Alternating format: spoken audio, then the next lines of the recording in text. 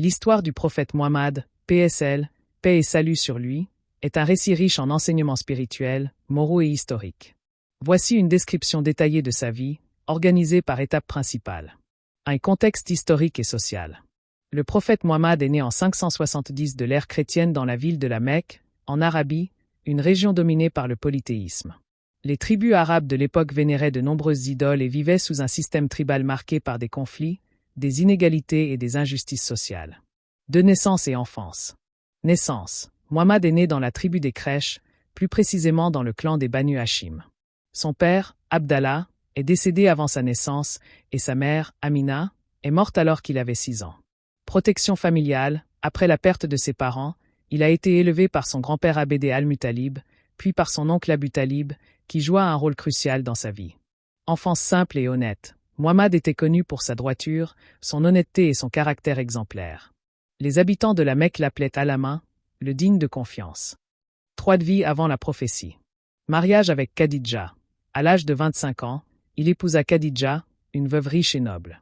Leur union fut harmonieuse et marquée par un profond respect mutuel.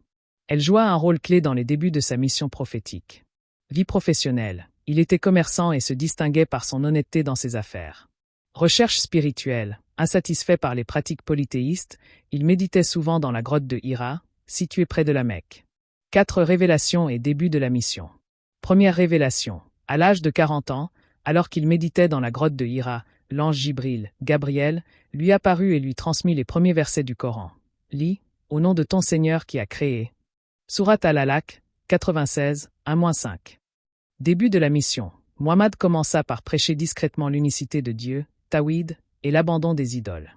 Les premiers convertis furent Khadija, son cousin Ali, son ami Abu Bakr, et quelques autres proches. 5 Opposition et persécution.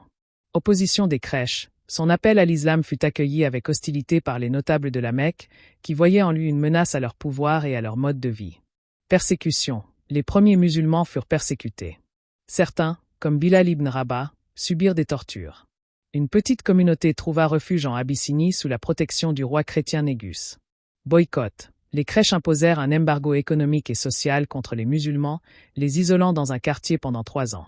6 Année de la tristesse et Isra et Miraj. Année de la tristesse. En 619, Muhammad perdit son épouse Khadija et son oncle Abu Talib. Ces pertes furent un coup dur pour lui.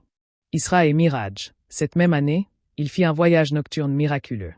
Il fut transporté de la Mecque à Jérusalem, Isra, puis élevé aux cieux, Miraj, où il reçut l'obligation de la prière. 7 Hégire et établissement de Médine. Hégire, 622. Face aux persécutions croissantes, Muhammad et ses compagnons émigrèrent à Médine. Cet événement marque le début du calendrier islamique. Constitution de Médine. À Médine, il établit une société fondée sur la justice, où musulmans, juifs et autres groupes vivaient sous un pacte commun. 8 Guerre et consolidation de l'islam. Bataille. Les musulmans durent se défendre dans des batailles importantes, notamment Badr, Uhud et Ahzab. Ces conflits furent marqués par des leçons de courage et de patience. Trait de caractère. Malgré les affrontements, Muhammad montra constamment de la clémence envers ses ennemis. L'exemple le plus marquant fut la conquête pacifique de la Mecque en 630, où il pardonna à ses anciens persécuteurs. 9 Derniers jours. Pèlerinage d'adieu. En 632, Muhammad effectua son dernier pèlerinage, connu sous le nom de Hajjah al-Wada. Il prononça un discours historique rappelant les droits des individus, l'égalité entre les humains et l'importance de suivre le Coran et sa sunna. Décès. Il mourut peu après, à l'âge de 63 ans, dans les bras de son épouse Aïcha, à Médine.